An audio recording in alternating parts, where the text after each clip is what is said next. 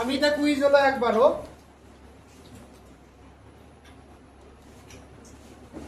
এটা মই গান প্লে কৰি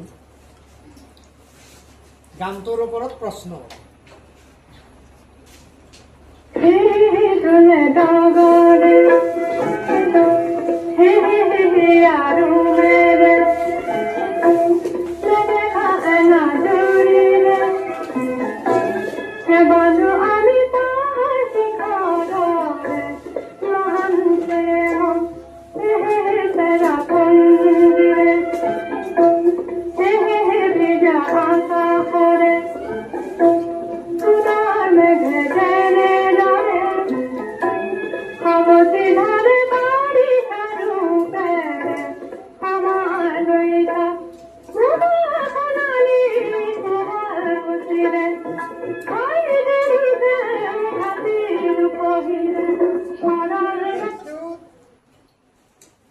অভিনেত্ৰী গৰাকী কোন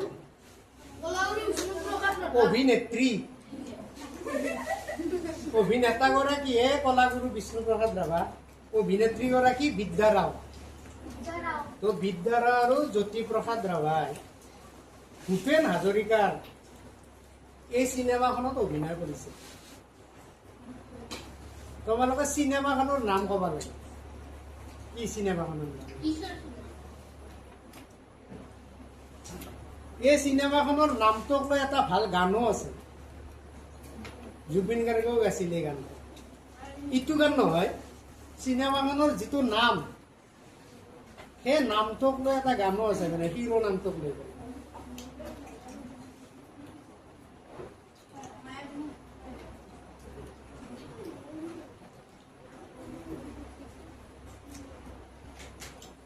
নাজনো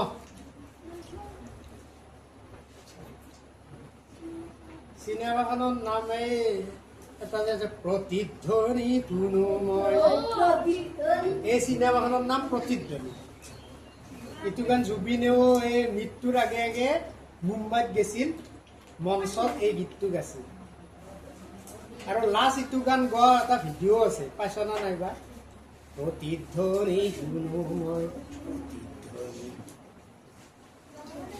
ইয়াৰ এতিয়া নেক্সট প্ৰশ্ন ইয়াতে মই 5টা শব্দ দিছো এই 5টা শব্দ লৈ পেলাই বিষ্ণু ৰাভাদেৱৰ এটি গীত হয়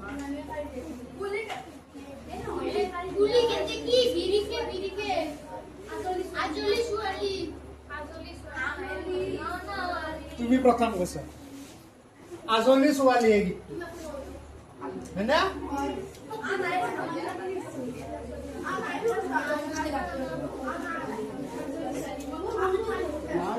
নাই গোটাকিলা শব্দৰ এখন গানটোই পাৰবে আইডিয়া দিছো আইডিয়াৰ পৰা গানটো ভাববা লাগব সব ৰেডিমেডে লাগে গোটা গানটো উঠাই দিওঁ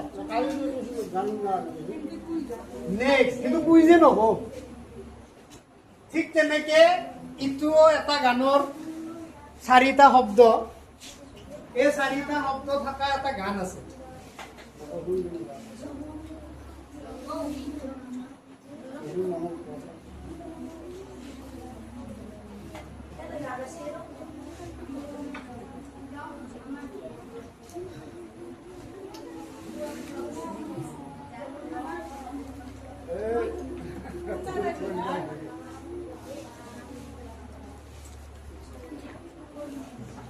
লগন পুৰাবানে জনম আমাৰ ভাল গানেই নুনে ক'ত জানো শব্দ দেখলি গান মনত পৰি যায় এটা কিছুমান মানুহতো এটা শব্দ দিলি গান কৈ দিবি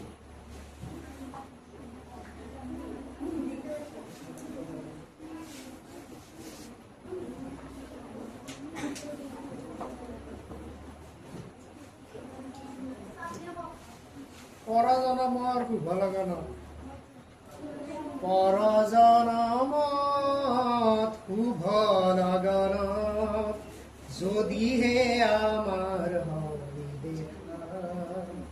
পুৰাবানে প্ৰিয়ে এই জনম মোৰ ইয়াৰ পূৰ্ণ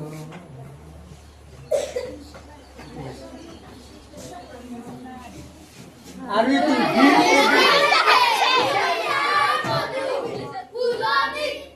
ইটো কিয় জানিছ কচোন সেই গতিকে সেই চিনাকি দেখছ না এটা শব্দ দিলেও কিজানি পাৰলে বিলকুলি দিলেও পাৰলে সেই বস্তু চৰ্চা পঢ়াটো হে নাই কিতাপৰ তুমি পেপাৰত প্ৰশ্নত দুটা শব্দ দেখি উত্তৰ মনত পৰি যাব লাগিব সেনাই ষ্টুডেণ্ট আছে কিমান জানা ষ্টুডেণ্ট প্ৰশ্ন গোটেই পঢ়িবই নালাগে পঢ়াটো সেনা বস্তু সেই গতিকে যি গান শুনিলে যে কয় গান শুনিলে পঢ়িব পৰা হয় কাৰণটো কি এই মেমৰিটো ভাল হয় ভাল গান শুনিব লাগে কিন্তু এই ক'বাৰ কিবা গান শুনিলে চৰিত্ৰ স্খলন হয় ফাল্টু গান গিলা শুনিলে গানৰ গান কি গান শুন কি সিগলাৰ ওপৰতো তোমাৰ চৰিত্ৰ নিৰ্ভৰ হয় এইটো এটা গাইডা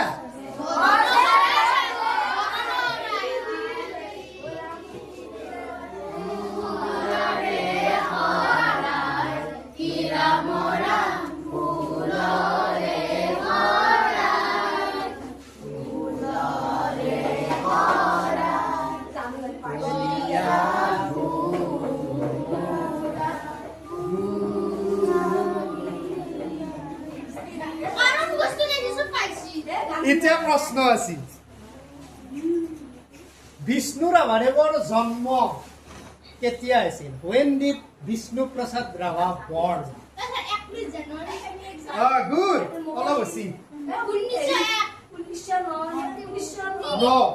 1909 good উত্তৰ আহি গৈছে চকলেটটো আগে যাকে দিছো আমাৰ কুইজৰ চকলেট মজা হৈছে না এতিয়া ক'ত জন্মিছিল কেতিয়া জন্মিছিল ক'ত জন্মিছিল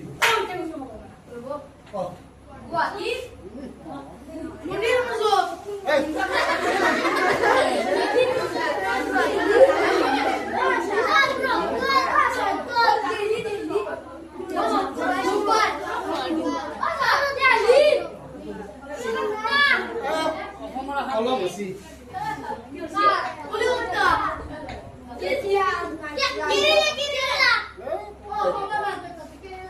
কাষত গেছিল তো মই অলপ ভাল লগে লগে তহঁতে তাৰে কাষত ক'ব লাগে আৰু কেৰেলাত কিয় গুচি গেলা দক্ষিণ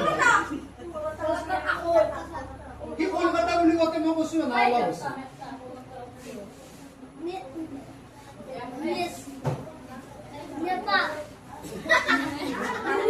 খুব গুচি গেল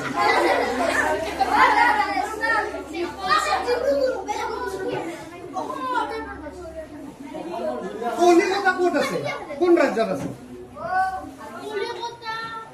তুমি যে কলিকতা ক'লা কোন ৰাজ্যৰ ৰাজধানী বেংগল প্ৰেচিডেন্সিত তেওঁৰ জন্ম হৈছিল আৰু তেতিয়া ঢাকা বাংলাদেশ চব একে আছিল এইগিলা বেংগল প্ৰেচিডেন্সিৰ আণ্ডাৰত আছে আৰু তেওঁৰ দেউতা ঢাকা মানে হেৰি আৰ্মিত চাকৰি কৰিছিল নহয় বিষ্ণু ৰাভাই সেনেকে পঢ়া শুনাৰ ওপৰত প্ৰশ্ন আছে তাৰ সেইটো সুধি লওঁ তাৰপিছত মই কম কথাখিনি Where did he started his educational journey? শিক্ষামূলক যিটো যাত্ৰা শিক্ষাৰ যাত্ৰাটো ক'ত কৰিছিল Yes ঢাকাত কৰিছিল ঢাকাৰ আৰ্মি স্কুলত পঢ়িছিল দেউতাক ইণ্ডিয়ান আৰ্মিত চাকৰি কৰিছিল সেই গতিকে তো নাই ইয়াৰ পৰা আৰু এটা কথা ল'ব পাৰা জ্যোতিপ্ৰসাদ আগৰৱালা বিষ্ণু ৰাভা এখেতসকল বহুত অভিজাত পৰিয়ালৰ লোক আছিল বহুত ধনী সাংঘাতিক ধনী কিমান ধনী তুমি অনুমানে কিমান চাহ বাগান আছিল জ্যোতিপ্ৰসাদ হাতৰ হিচাপ নাই ইমান ধনী মানুহ তাৰ পিছতো সাধাৰণ জীৱন যাপন কৰিছিল মানুহৰ মাজত এক হৈ চলিছিল তো এইবিলাক মানুহে কিছুমান ৰাস্তা আমাক দেখুৱাই থৈ গৈছিল কিন্তু আমি কিন্তু কোনেও সেইবিলাক ৰাস্তা গ্ৰহণ নকৰোঁ। কৃষ্টি নোহোৱা হ'ল মানুহ। তেতিয়াতে কিমান আধুনিক আছিল জ্যোতিপ্ৰসাদ বিষ্ণু ককাইদেউ। স্বাধীনতাৰ যুদ্ধ কৰিছিল। আৰু এটা মই ইণ্টাৰেষ্টিং কথা কওঁ, কিতাপত আছে এইগিলা কথা, সজাই কোৱা কথা নহয়। গুৱাহাটীত তেখেতসকলেতো কাম কৰোঁতে বিভিন্ন জেগা ঘূৰি ফুৰিছিল। গুৱাহাটীত মানে ফুড কৰ্পৰেশ্যন অফ ইণ্ডিয়া আছে যি FCI নুনমাটিত আছে। তাতে ফণী শৰ্মা, তাৰপিছত জ্যোতিপ্ৰসাদ আগৰৱালা আৰু বিষ্ণু ৰাভা,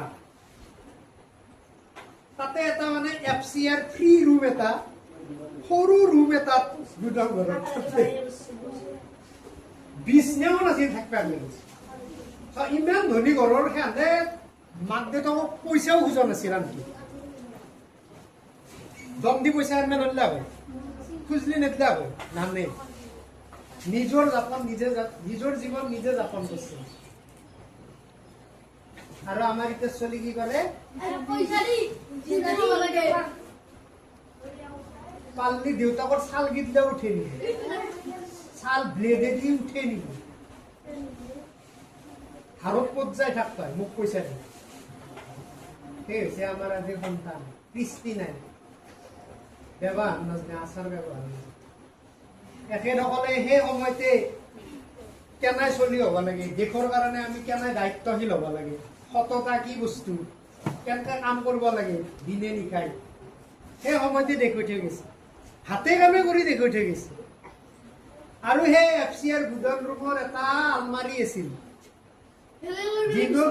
দিনত হলে আলমাৰিটো ঠেকত দে, ৰাতি হলি কিয় ঠেকত দিছিল কচোন? দিনত কিয় ঠেকত দে? জাগা নাই। ৰুমটো ইমানেই সৰু আছিল, তাতে বিচনা সুমিলে মানুহ সোমবাৰ জাগা নাই। নাই সেনেকে জীৱন নিৰ্বাহ কৰিছিল, কিন্তু চিন্তাধাৰা কিমান উন্নত আছিল। সেই গতিকে কিছুমান মানুহৰ জীৱনী পঢ়িব লাগে। আমি কোনা সেনাই দুখৰ জীৱন যাপন কৰিব কোনাই, কিন্তু ভালে থাকিব পাৰি। মানুহ ভালে থাকিব পাৰি এইগিলা পঢ়ি। বেয়া চিন্তা নাই, বেয়া কাম কৰিব নোৱাৰা তুমি এইগিলা পঢ়ি। তোমাৰ মনেই নকৰে বেয়া কাম কৰিব, সেই বস্তু। এতিয়া এইটো ফটোটো, এই ফটোটো জ্যোতি ককাইদেউৰ বিষ্ণু ৰাভাদেৱৰ খুব প্ৰিয় আছিল, খুবেই প্ৰিয় আছিল। তেখেতে জন্মৰ পিছত আহি ইয়াত এই চহৰত বহু বছৰ বসবাস কৰিছিল। এতিয়া ধৰা ক'ব লাগে এইটো খুব বেছি সময় আছিল, 1 নম্বৰ। 2 নম্বৰ, ইটো কি আৰু ইটো কোনখন চহৰত আছে? ইটো কিন্তু পুৰণাটো, এতিয়া এইটো বহুত বিকাশ মানে উন্নত কৰিছে। ঢাকাৰ পৰা গুচি আহিলে, আহি অসমৰ কোনোবা এখন চহৰত নিগাজিকে আছিল।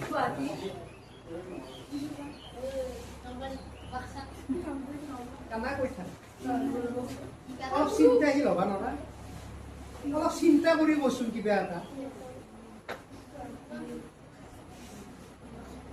বিষ্ণু ৰাভাদেৱে কোনখন চহৰত বেছিকে আছিল অসমত? সেই সাধাৰণ কথাটো নাজানো।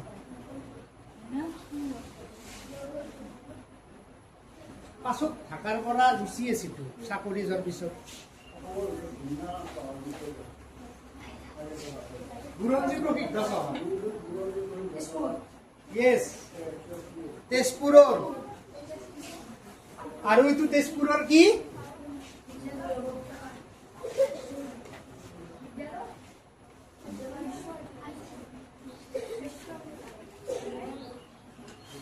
কি তেজপুৰৰ?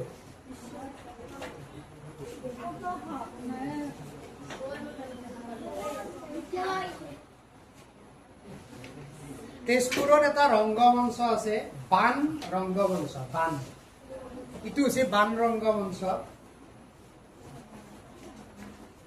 উষা অনিৰুদ্ধৰ যি হেৰিটো আছে অগ্নিগড়, তাতে আছে বান ৰংগমঞ্চ। সেইখন মঞ্চ বান ৰজাৰ দিনৰ পৰাই আছিল আৰু বিষ্ণু ৰাভাদেৱে ভাবিলে এই মঞ্চখনক আমি আধুনিক জীৱনৰ এটা সমল কৰিম। ইয়াতে আমাৰ নাটক হ'ব, গীত হ'ব, নৃত্য হ'ব আৰু অসমৰ কলা সংস্কৃতি এই মঞ্চখনৰ জৰিয়তে আগবাঢ়ি যাব। জয়মতীৰ শ্বুটিঙো ইয়াতে হৈছিল বানৰংগা মঞ্চত। জ্যোতি চিত্ৰবনে তাতে এখন পুল পাৰ্ক আছে তেজপুৰত, সেই পাৰ্কখনৰ ঠিক কাষতে আছে বানৰংগ মঞ্চ। ইটো এতিয়া বহুত চিত্ৰপট হিচাপত বনাইছে ধুনীয়াকে। তাতে ইটোও আছে, অলপ ডাঙৰকে বনাইছে আৰু মানুহ বেছি, অডিটৰিয়াম বনাইছে ডাঙৰ, ভাল মিটিং চিটিং হয়। এতিয়া হু এণ্টাইটেল হিম এজ কলাগুৰু। কলাগুৰু উপাধিটো তেখেতক কোনে দিছে?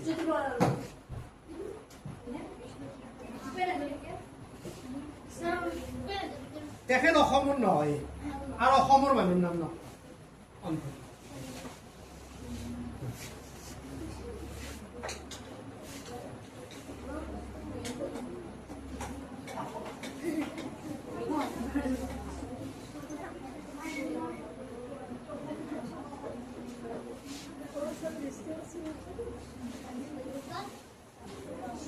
ভাৰতৰ দ্বিতীয় ৰাষ্ট্ৰপতিগৰাকীৰ নাম কি? সৰ্বেপল্লী ৰাধাকৃষ্ণন। তেখেতে দিছিল। ক'ত দিছিল? এতে আছে হোৱাই, কিয় দিছিল? Why was he এণ্টাইটেল?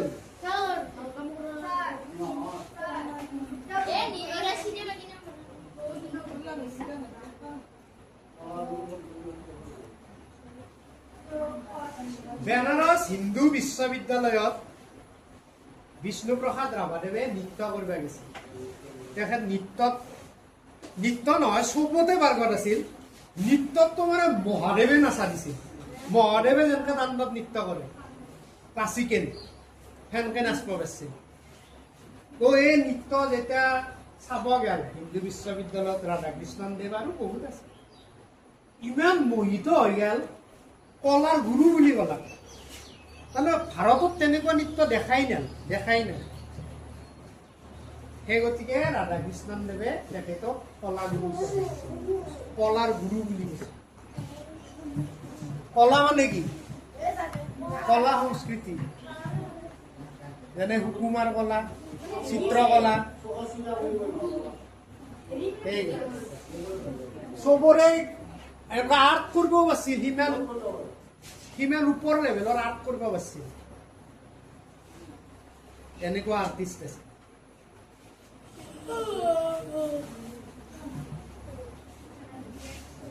এইটো কি? সমাধি।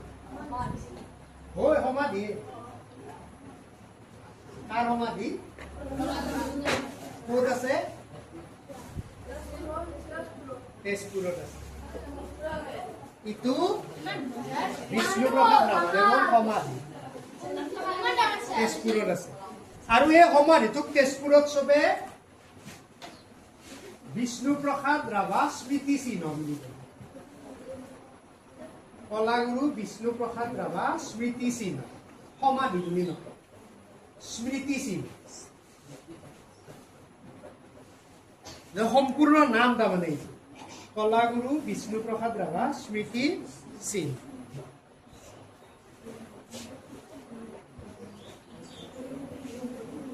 কোনে জানো এই গানটো?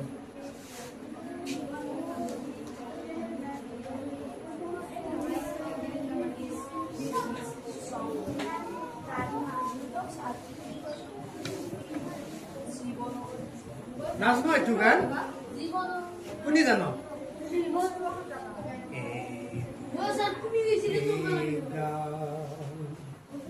জিয়ৰ হে ৰাগিনী কল্যাণ। তেখেতৰ যিদিনা মৃত্যু হৈছে, ইটো গান তেখেতে লিখা, কিন্তু গীতটো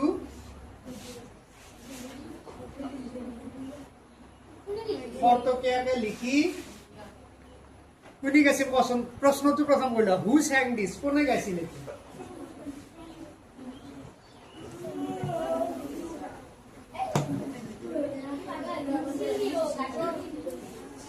কোনে গাইছিল খগেন মহন্তদেৱে গাইছিল এইটো গান আৰু খগেন বিষ্ণুৰ ককাইদেৱে বিষ্ণু ককাইদেৱে কৈছিল যে খগেনক মানে খগেন মহন্তক হেৰি বুলি মাতিছিল ৰবা কাউৰী খগেন মহন্তক কাউৰী বুলি মাতিছিল কিয় জানা সেই সময়ত কাউৰী পৰে গানটো খুব হিট হৈছিল কাউৰী পৰে তলৰে পাততে কাউৰী পৰে আগলতি কলপাত লৰে চৰে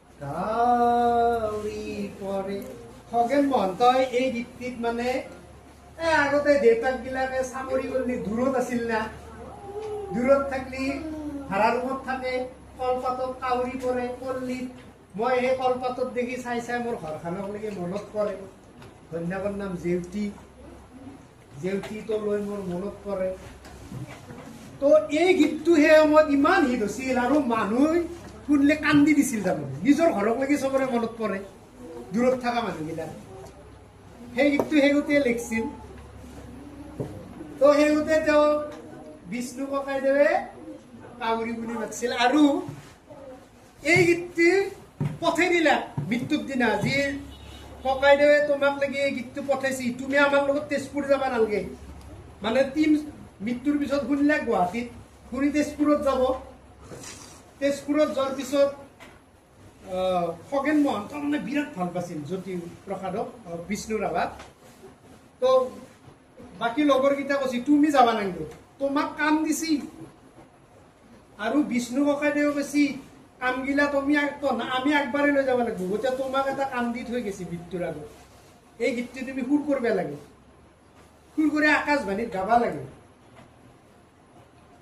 তো সিদিনাই আকাশবাণীত গেল খগেন মহন্তই যাই পেলাই আকাশবাণীৰ এটা ডিৰেক্টৰ থাকে ডিৰেক্টৰৰ লগত কথা পাতিলে ডিৰেক্টৰে আৰু বিষ্ণু ৰাভাক খুব ভাল পাইছিল খগেন মহন্তই ক'লাক যে আপোনালোকে কাবাৰ হাত সুৰ কৰক আৰু গানটো গোৱাক এইটো বিষ্ণু ককাইদেউৰ বোলে এইটো খুব ইচ্ছা মনত নহয় নহয় মই আপোনাক ভালকে জানো নহয় আৰু আপোনালোকে কি ভাবে বিষ্ণু ককাইদেউ মৰি গেল দেখি কেতিয়াও কাম আজিৰ পৰা বন্ধ হ'ব আপোনালোকৰ যদি আপোনালোকৰ দৰে ডেকা ল'ৰা আগবাঢ়ি নিব লাগিব গান সুৰ কৰক মোৰ লগতে ইয়াত থাকক খোৱা লোৱা চব হ'ব ৰাতিলৈকে আমি সন্ধিয়া যেতিয়া বিষ্ণু ককাইদেউৰ চিতা জ্বলিব সেই সময়ত আমি তেখেতৰ মানে এটা শ্ৰদ্ধাঞ্জলি অনুষ্ঠানত এই গীতটি বাজি দিব তো এই গীতটি সিদিনা গধূলি বাজছিল তেওঁৰ চিতা যেতিয়া জ্বলিছিল আৰু তেজপুৰত সেই চিতাৰ কাষত দুটা ট্ৰেনজিষ্টৰ কৈছিল ৰেডিঅ' ট্ৰেনজিষ্টৰ দুটা লৈ যায় সেই চিতাৰ কাষত লগাই থৈছিল লগাই থওঁতে চিতাত সেই জুইৰ কেৱল মাতহে শুনিছিল মানুহ এটা মাত উঠে না চিতাৰ জুইৰ বাকী কাৰো মাত নাই পিন ড্ৰপ চাইলেঞ্চ তাতে কেৱল এই গীত বাজি আছে তেখেতৰ খগেন মহন্তৰ কণ্ঠ আৰু অসমৰ চবৰে ঘৰত ৰেডিঅ' চলিছিল এই গীতটি চলিছিল এইবিলাক বস্তু পঢ়া আৰু জানা তেতিয়া ভাল হ'ব পাৰিব নহ'লে শিপা নোহোৱা মানুহ জানো শিপাৰ পৰাই বিচ্যুতি ঘটলি মানুহৰ স্খলন ঘটে শিপাক যদি ধৰি ৰাখিব খুজিছ এইবিলাক পঢ়িবা জানা এইবিলাক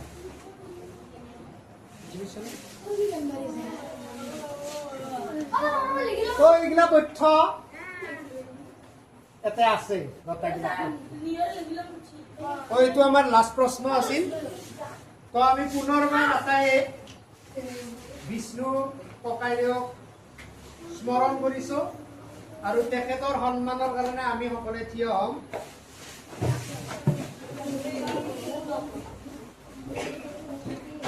আৰু 1 মিনিট সময় মৌন ব্ৰত অৱলম্বন কৰিব।